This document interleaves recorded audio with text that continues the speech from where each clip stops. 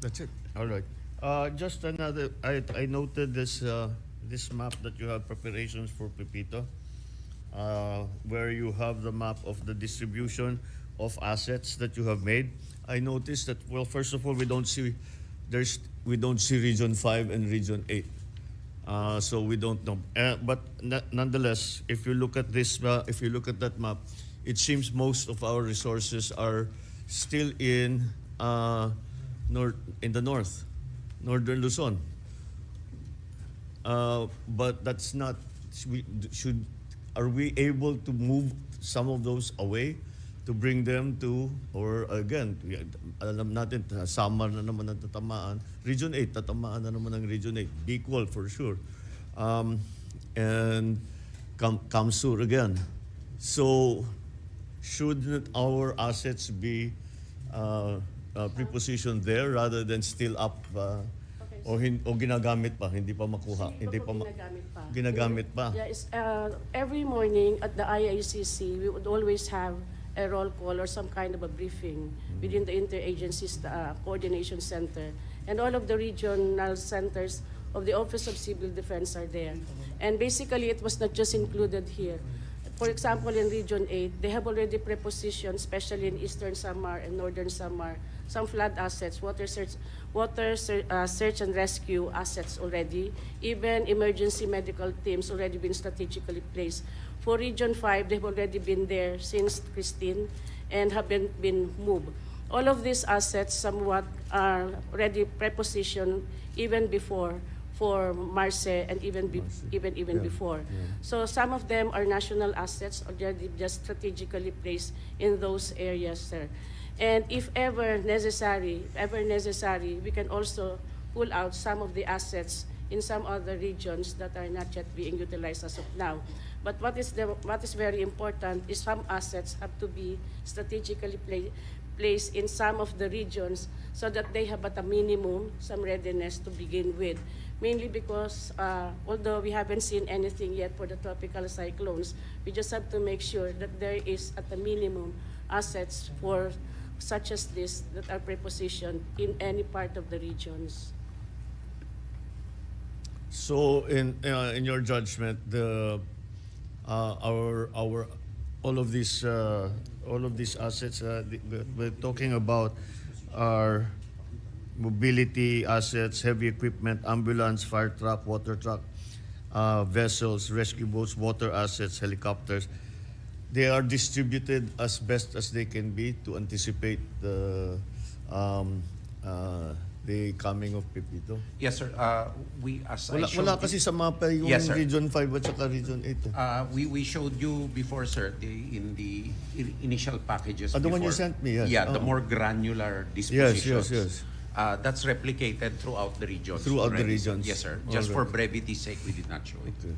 Mr. President, Region 5 is the list is on the. Yes, I see that, pero the locations is not shown.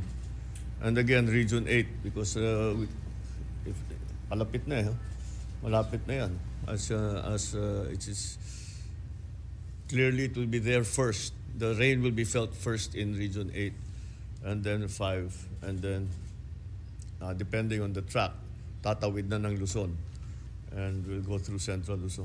The only change, sir, here will be the air assets. We'll have to secure them in secure hangars. We cannot pre-deploy them in areas because of the lack of hardened hangarage facilities. Well, the military is the one who is fairly who trained for this to preposition assets in a way that we are keeping them safe from damage and destruction from the storm, and that's what we have to. Those are the kinds of guidance. That's the kind of guidance that we have to follow. All right. Okay. So the next briefing will be given by the SWD. Thank you, Mr. President. Mr. President, I only have 3 slides. If you can pull up the 3 slides. Mr. President, just like what the OCD people did, we contextualize it in the point of view of starting with Christine. just for everybody's information, Mr. President, October 19, our national stockpile of family food packs stood at close to 2.1 million. Now, right after Christine and Leon, that number dropped to 1.3 million nationwide. Now, these numbers, Mr. President, are not static because while we do pre-position, we also produce in our warehouse simultaneous. So, for the total 5 storms, Christine, Leon, Marce, Nika, Ophel, we released a total of 1.6 million. So theoretically, if the number was static, ang matitira na lang sa atin, 2 million less 1.6, dapat nasa 400 na lang. But it doesn't work that way because every day we produce. From out of our repacking center in Pasay, then we opened another center in Central Luzon. That's right. And then one in Visayas is running that supplied Bicol, actually. Now, Mr. President, again, we are now in the stage where we pre-position, we produce, we dispatch, all at the same time. We produce and respond at the same time, in short. Next slide. Now, Mr. President, we tried to ascertain saan dadaan si Pepito, Okay. and these are the areas where we reinforce the pre-positioning. So for Region 1, we were back to its original strength of 91,000 pre-positioned family food packs. Region 2 is only at 18,000 because nagre-release pa rin sila up to now. That whole operation will end for Ophel by Sunday pa, Mr. President. Because as we speak right now, we're still getting a lot of requests for augmentation from local government units. So what's happening is we send, they release, we send, release. By Sunday, bookend na ho kami for Ophel sa region, for the storm Ophel. Region 3 is at 56. This used to be at 300,000 because as I mentioned, we're repacking there and deploying to the regions. Now, CAR is at close to its maximum capacity at 52,000. Calabar Zone, Mr. President, we focused on Quezon at 30,000. This one we're not worried, Mr. President, because meron pa siyang ibang peripheral warehouses outside that Quezon area. And then Region 5, we brought it back to 98,000. Ideally, it should have been at 150. Okay. But Mr. President, meron pa rin kaming sinasagot na early recovery for Christine. That hasn't stopped yet. Now, Region 8 is close to its original at 83,000, Mr. President. So this should sustain us. I mean, ideally, should have been bigger, but this should sustain us for the first impact, and then we'll keep on augmenting as we go along. Ang nangyayari kasi, Mr. President, as I mentioned, we are still releasing for the previous storms while stockpiling and doing everything at the same time. Now, the third slide, Mr. President, are the major takeaways. We maintain a 1.3 stockpile nationwide, especially in Vismin. We're not dropping that. Then we're now utilizing 2 supply lines. Simultaneously, we're producing from Central Luzon, Pasay, and Cebu. But we're already getting our suppliers delivered to us pre-pack. So dalawa na, while we're producing, we're also receiving pre-pack levels. Now, Mr. President, we anticipated that starting this weekend, Saturday till Sunday, our normal Luzon-based production was at 35,000 a day. Okay. Next week, we'll hit 85,000. It won't drop at 50,000 kasi we're expecting Pepito to be really bad. So that's why sinabay-sabay namin lahat for next week. So our Luzon-based production or stockpile will be at any given time 50,000 a day, sometimes pa 85,000. Now, from November 13 to December 7, we would have produced close to 1 million family food packs on top of the 1.3. So yung lagi hong tinatanong kung kaya pa ho natin. Kaya ho natin because we just got our QRF and we can produce another 1 million on top of the 1.3 million that's spread nationwide. So we're okay, Mr. President, in terms of family food packs. All right. Okay. And all right. So we have a little time, very little time, to ramp up all of these preparations. So let's take full advantage of that. And so we are okay we are all right in terms of the food packs and in terms of the other Non-food yung mga wash, mga non-food. Yes, sir. Okay. And well, okay, all right. Again, to give us a better idea, Pag-asa, can you tell us anong winds niya and how much water do you expect us to get in the different regions? The wind strength as of 2 p.m. this afternoon, Mr. President, is 150 kilometers per hour near the center, and then with the gustiness of Bugso na abot ng 185 kilometers per hour. Of course, we expect this to strengthen as the Pipito move closer to Eastern Visayas and Bicol regions. Rainfall, of course, kanina po, up to 200, greater than 200 millimeters of rain, particularly in Catanduanes. For 2 days, ito po yung makara-receive talaga ng malakas mga pag-ulan. And then on Sunday afternoon to Monday afternoon, Camarines Sur, Camarines Norte, and Quezon. Is there a way to forecast how many inches, how many millimeters of rain is expected?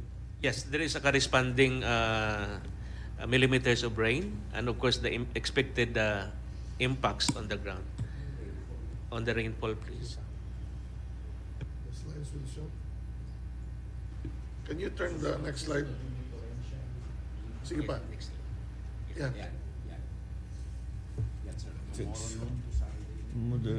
So yung intense is more than 200 millimeters. So sometimes times 2 po pag dalawang araw na ganyan. That's 200 a day. Yeah, that's per day. 200 a day. Yes, sir. So next. We have to account So for the saturation. Yes, we awarded with the Bicol region. Yeah, for the saturation level. Well, the one is that first of all, the land is saturated. Yes, sir. So wala nang ma-absorb ang lupa. And that's kaya ang daming gumuguho. Even Calabarzon. So and then there's also the damage already that has been done to our flood control our flood control in infrastructure. So we really have to do a little extra here because parang ano na tayo, yun na nga, we are already in bad shape because of the saturation, because of the the damages that has been done not only to our infrastructure but to private homes, to other structures. So some of those will not be available to us any longer, and so that's why we have to adjust. We have to adjust accordingly. The one thing that I think we should not ignore is the storm surge, because we haven't had to deal with this until Pepito. The last time we had big storm surges were the super typhoons that we went through, and when there is a storm surge, it of course is very destructive in terms of infrastructure, both public and private. But also the casualty rate pag storm surge, kung hindi nakahanda ang tao, ang dami talagang natatangay. I remember very well in Yolanda, there were many people that we never accounted for anymore, especially in the peninsula, yung tawag na Barangay 88 ng Tacloban. Lahat doon, the peninsula was overrun. Many of those people, we never saw them anymore because we didn't know that there was going to be a storm surge. So now this is why I'm asking that we identify the areas where does the figure 3 meters storm surge come from? Now, how did you calculate that? The model. Sa modeling ninyo, 3 meters, all right. So I think we really have to do that so that because the only way to battle a storm surge is to go up. Pagka medyo matibay-tibay yung building, pwede kang umakyat and just let the storm surge come in. Pero kung walang ganun na shelter, kailangan umalis sila dun sa area na yun. Kundi itatangay talaga sila ng pagbalik ng tubig, dadalhin sila sa labas, dadalhin sila sa dagat. So that's something that we have to pay attention to. So can we generate that map as soon as possible so that we can allow the DILG to warn those areas that there is a storm surge. Now, what is the warning pag storm surge? Anong sinasabi natin sa tao na ano itong bantayan ninyo? Ito yung gawin ninyo. Kailangan talaga evacuate. Evacuate. Talagang pinakamaganda evacuate. Yes, sir. That's the only Yeah. solution to it. Mr. President, in in the past administrations, we have preemptive evacuation the day before. You have to do it, yes. So those communities that have been warned for storm surge before Mm-mm. should know where they are supposed to go. Because in the map, marami naman po dyan very steep slope and elevated. So they just need to identify the flat and bay-like shapes. Mm-mm. So communities can be guided. Well, many of that population is already in the evacuation centers because of the past storms. So that's something. But I'm sure there are new areas here. Because dito I'm looking. Dito nga sa kabila eh. Pulang-pula eh. Oh. Hindi pa tinamaan ng huling bagyo. Hindi pa. Sir, if I may, sir, ang OCD, sir, ang pinakamagaling mag-communicate sa mga barangays. When we had our simulation meeting, SITRAP meeting last Friday, Saturday, and Sunday, Monday, and Tuesday, OCD was the one communicating directly to the barangay captain level. Okay. And informing them of what action to take. And it is very effective, sir. But when we inform them, we say it looks like the storm will pass in your area. Here's what you do. Yes, You sir. have to give them Yes, guidance. Itong gagawin ninyo. We only have, if we're going to send the warnings out today, this evening, then we'll say you have very little time. We have to prepare. You have to get the evacuation has to be done talaga. That's what we did with Nika, sir. Yung And it was very effective. pre-evacuation. Oo. Mr. President, the list of towns to be affected by the LGUs are also included in You have it already. in the Pangasa warning. Uh-huh. That's for the Storm surge. for the surge, for storm surge. Okay, what do we tell people? Sir, Because yung storm surge, people think it's like sa sine yung big wave na gano'n. It's not. It's just water that doesn't stop coming in. Basta tuloy-tuloy ang pasok, paakat ang tubig. Paglabas niyan, ang bigat ng tubig niyan, lahat tangay niyan sa dagat. Ang bigat ng tubig. So, what is our instruction to those areas that are in danger to be overwhelmed by a storm surge? Sir, we cascade the warnings and the instructions with through the IACC, both the DILG, DNR, DOST, Pag-asa, and us are there. We cascade the warnings down to the regional directors, and we give through the DILG the order to preemptively evacuate already. So that's the trigger. Once there's storm surge, DILG warns, preemptive evacuation already, sir. From our previous experience in Marcy and in Nika, the northern Luzon provinces were very diligent in the evacuation exercises. Today, we're gonna have to test Region 5 again because during Typhoon Christine, they were not as efficient in evacuating people. Hopefully, they've learned their lessons. But OCD is very deliberate and very precise with their warnings, and they go to the barangay levels and tell them to move to higher ground or to go straight to the evacuation areas. Sir, OCD is on call 24/7, and in case that we need to send out warnings, 1 hour lead time, and everyone assembles in the office, and we have a conference room downstairs so we communicate directly by video. You forecast it to be over the Philippines for how long? You'll be out by Monday evening? If it continues to travel at what, 30 kilometers per hour? Yes. By Monday, it will be over water. Wala na sa lupa. It will exit the landmass through Pangasinan. Yep.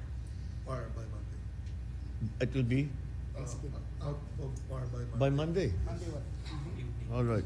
So that means if it's going to rain heavily, it will start on Saturday and Sunday and Monday. That's still 600 millimeters of rain. that's 400 oh. maximum. Well, I mean, I'm to be very simple about it. 3 times 2 is 600. So, magiging that medyo worst case scenario is that we will be getting about 500 to 600 millimeters of rain in 3 days. So 200 millimeters per day. I think 200 millimeters per day is more or less something that we can Sir, I think that Metro, we've seen before. Sir, NCR I think is in greatest danger here Yes, because Ondoy was 450 millimeters over 24 hours. but this is over 24 hours. Over 24 Oo. hours. But sir, if this persists on Saturday track, that it passes through as we see now, on the NCR is very vulnerable to flooding again because of the natural tendency for it. If it receives more than 200 ml, it floods already all over Metro Manila. So that has to be preemptively warned to our NCR mayor, sir. Well, it'll be the same problems that we always see in NCR, but at least now we have a better idea where, because as we've begun to see yung dinadaanan ng tubig nagbabago eh. Pero yung bagong pinagdadaanan na dinadaanan ng tubig, medyo alam na natin ngayon. So let's look back on the experience that we've had in the past few typhoons that caused extreme flooding that dropped 700 millimeters in just past 24 hours. Mr. President, Just a little more than 24. Metro Manila, naka-on na. For Metro Manila, the color is orange, so up Yeah. to around 100 millimeters. But to give our public an idea of when a landslide or flood would occur, the threshold for the assessment is around 100. So if it's more than 100, floods and landslides can already happen. So when we explain about why we look at the 100, 200, 200 and above, it's the 100 threshold that we are looking at. But Landslides can that's happen for already. landslides, but we have And to also flood. And yeah, can yung be lower. flooding kasi is Yeah, and the flood the volume of water that Yes, we po. can actually we can move out. But with the saturation, it can be lower than 100. Yun na nga. Yes, po. That's the added factor there that we didn't really have to worry about before. All right, I think that we have everything that we can do. We have everything that we need to have in place. We have very little time left to prepare, but it's a good thing actually. Kahit papano nasa labas na yung mga gamit natin, hindi na natin dadalhin. But we just now the prepositioning is going to be critical, not only of the food packs, but of course all the search and rescue assets that we're going to be needing. Ayan, we'll go back to the rubber boats. We'll be going back to what is our airlift capability in these terms now. How many aircraft do we have available to us so that as soon as the storm passes, kung makapasok na tayo. Yes, sir. Mr. President, we have 3 C-130s available, 1 C-295, one NC-212I, 7 Black Hawks, 2 Huey-2s, 1 Super Huey, and 3 Sokol helicopters. These are in Luzon. In the Visayas and Mindanao, we have 6 Black Hawk helicopters, 2 each in the Visayas Command, West Mindanao Command, and East Mindanao Command.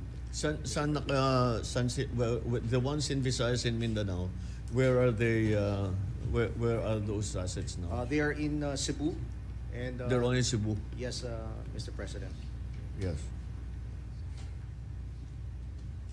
We Okay. also have Seacraft available, Mr. President. We have 5 Navy ships available and about 129 rubber boats available nationwide, Mr. President. Okay. We will again in terms of food, water supply. Those are the things that we have to immediately be concerned about. The pre-evacuation, gawin natin tama yun. The new feature here that we have to deal with is a storm surge, because that's as fatal as a regular just a typhoon. Uh, we let us not forget the lessons that ng storm surge, because again, to go back to Yolanda, the problem is we were telling everybody magkaka-storm surge. Nobody knew what a storm surge was. We should have just said tsunami. The people would have left the coast. But the storm surge, nobody knew until it papasok na. And the water just kept going higher and higher and higher. So that's why we have to give very specific guidance to the LGUs as to how to deal with the storm surge. Again, I know that the critical element when it comes to storm surge is not the distance from the high water, from the high tide mark, but it is the elevation above the high water mark.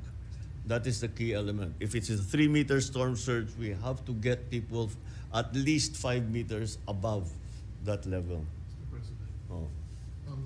Yes, sir. Yeah. When I used to warn for tsunami, we have to worry about not only the event, but Yeah. the accompanying hazard. So if we talk about a tropical cyclone, if we talk about a storm surge, and then we select an evacuation area, it's an elevated area. They must have a roof, kasi umuulan. Yes. Plus, they should worry about the possibility of landslide affecting the selected evacuation area. So they have to be very selective. Kasi sabay-sabay po ang posibleng mangyari yan.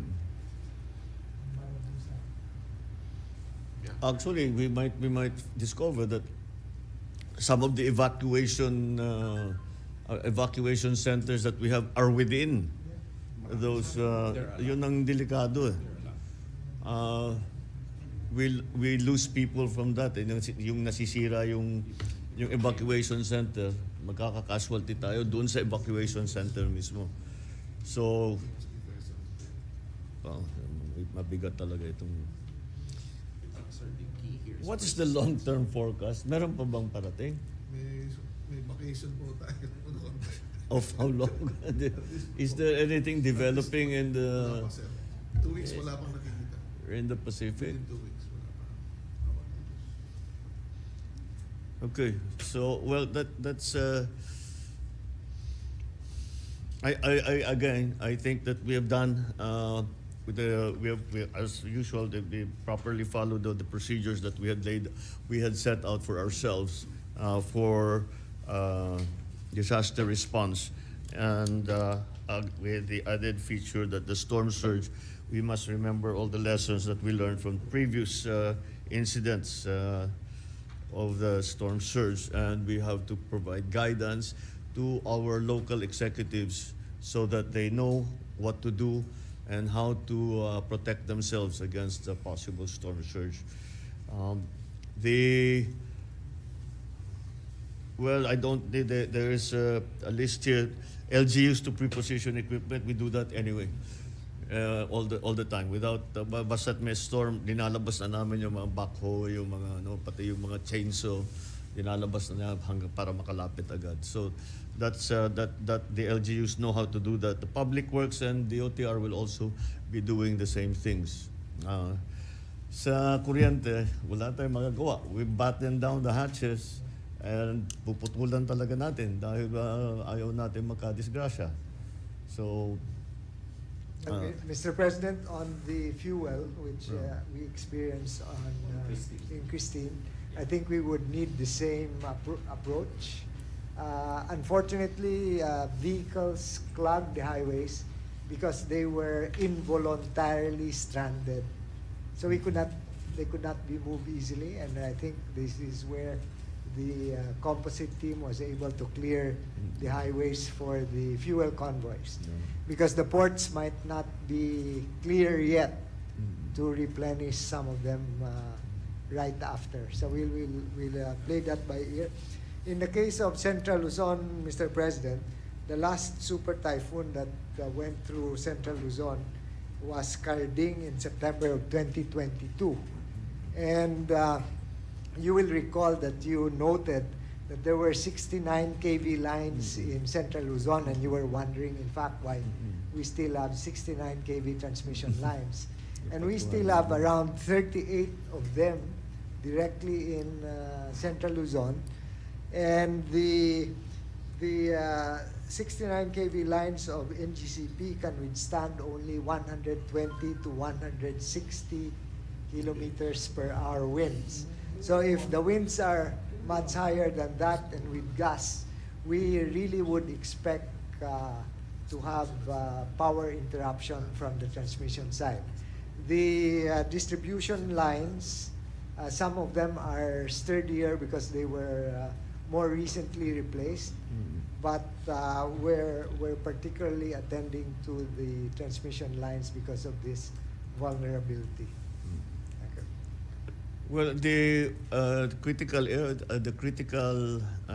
facilities, of course, are government services, the hospitals, the offices, so that the LGUs can somehow at least operate to an extent.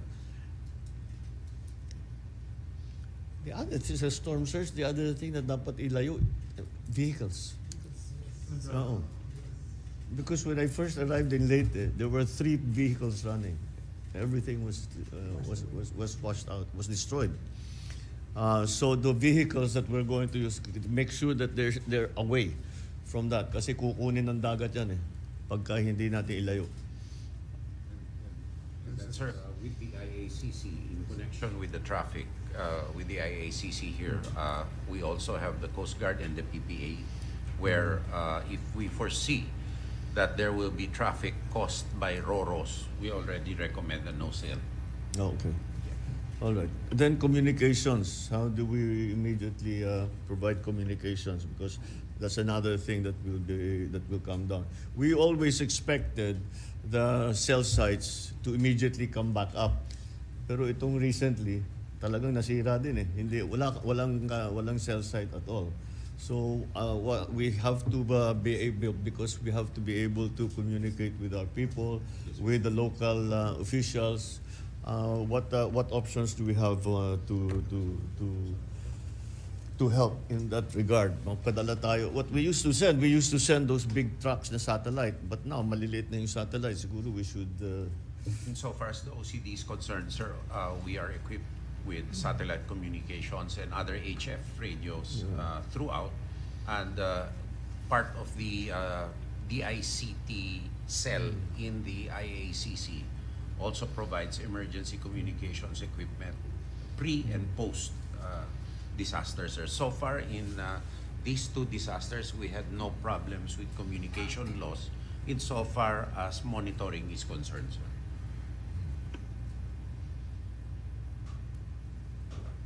I remember before that everyone, most LGUs have a satellite phone. It was a long time ago, sir. Now it no longer. No longer, sir. Maybe that's something we need to think about.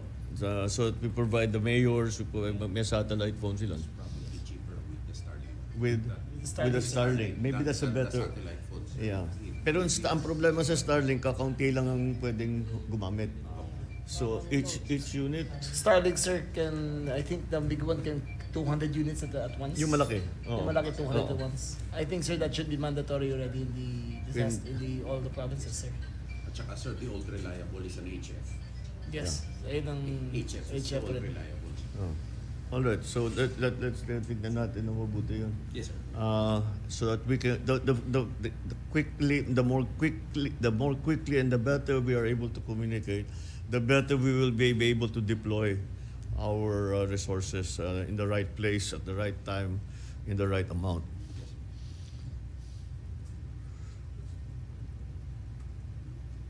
So maybe Monday na lang sa level namin ni Secretary Gilbert ang Yung- response sa Monday. Kami na naman may handle the meeting. Monday. Kasi Monday yung assessment and release na naman. I guess we'll be. Total yung CELDA, sir, yung IACC dito, magandang ako. Kaya kinakailangan ng importanteng desisyon. Saka kami mag-ano, pero inaaraw-araw din just to keep up That's right. panlaban ng fatigue nila. Oo, yung mga tao natin, walang tigil na silang nagtatrabaho. Monday, sir, ang Others, response. Monday ang response scenario dapat. Once they exit, that's when we can move in already. We can get an accurate assessment. bukas and Sunday, sir. Yeah. We will be constantly monitoring and adjusting, and then back after. Oo, we always talk about The all of uncertainty, sir. the victims. Pero yung mga personnel natin, ngayon lang kasi nasunod-sunod eh. That's right, sir. Yeah, for sure. At saka they're walang oras yan. They're working in the rain, they're working in the sun, they're working 24 hours a day. So let's make sure that our personnel are in reasonably good shape para naman na hindi sila masyadong mahirapan, because if they start becoming sick or becoming Casualty na nga ako, sir.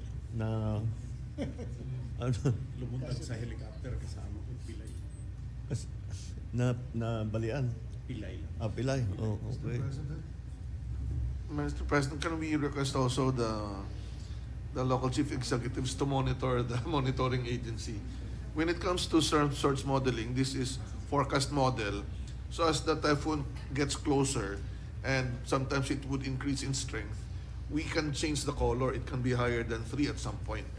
So once we release a new bulletin or information, even those closer to the eastern side of Central Luzon, baka may threat din ng storm surge yan.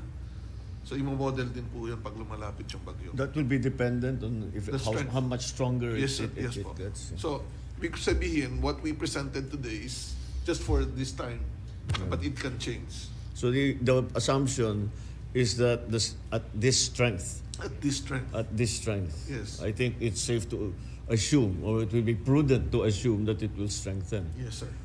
So, we request the DILG to remind the chief executives and disaster to monitor continuously. Maybe if it is very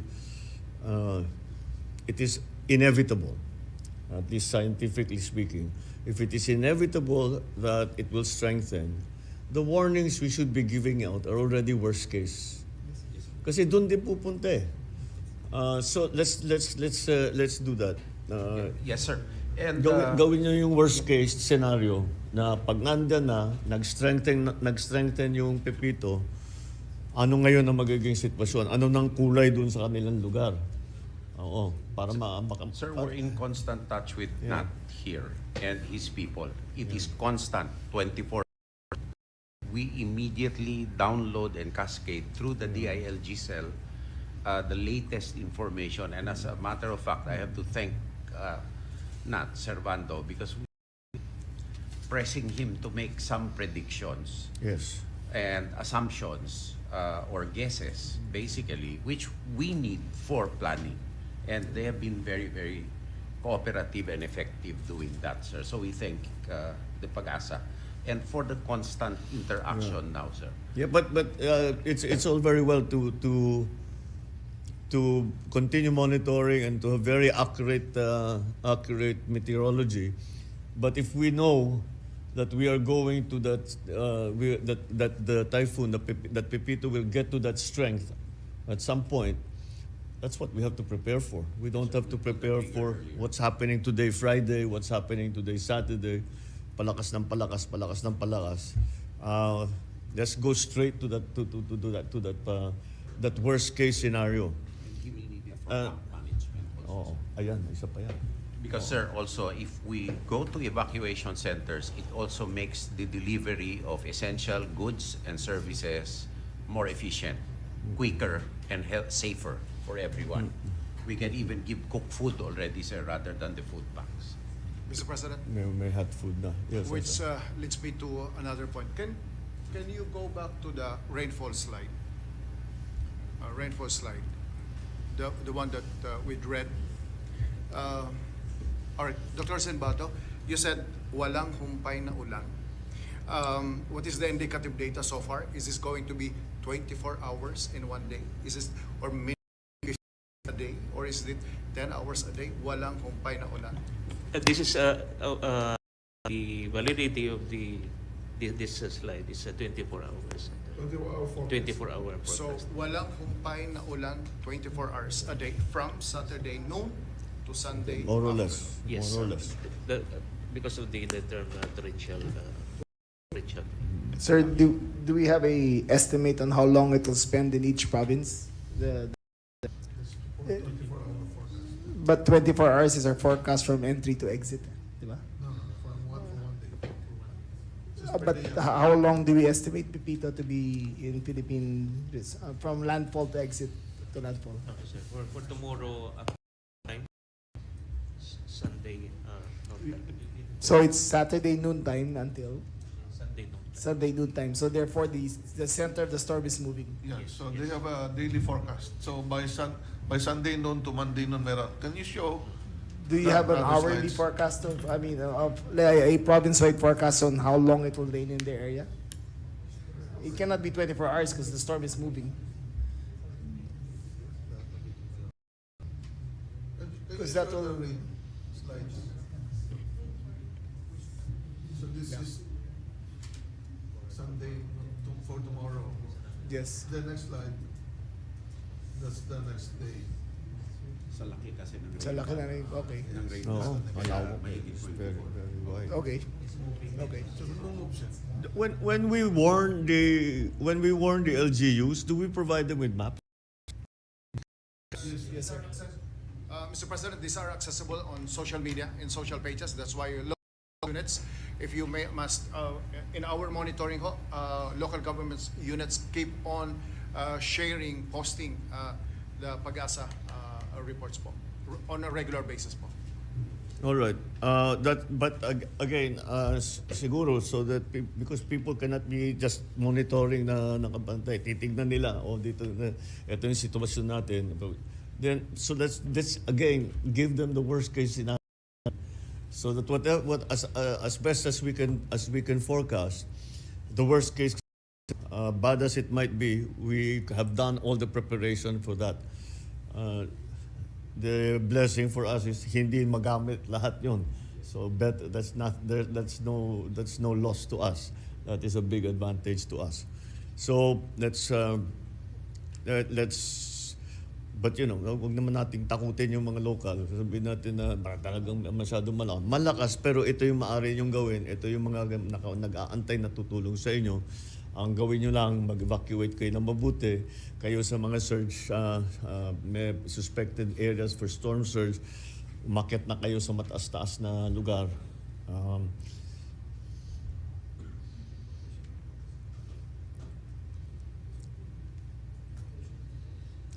Well, okay, we'll just have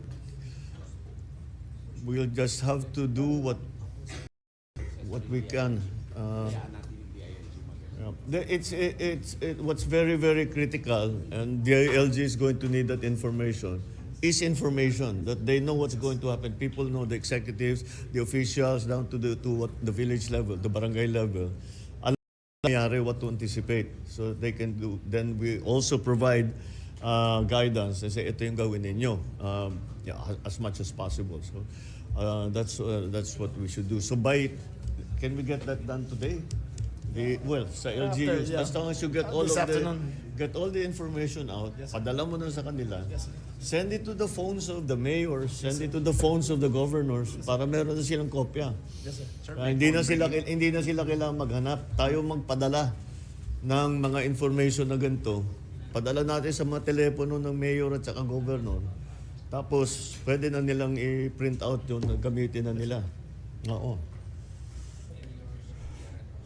Yeah, let's get as much information to everybody as quickly as possible.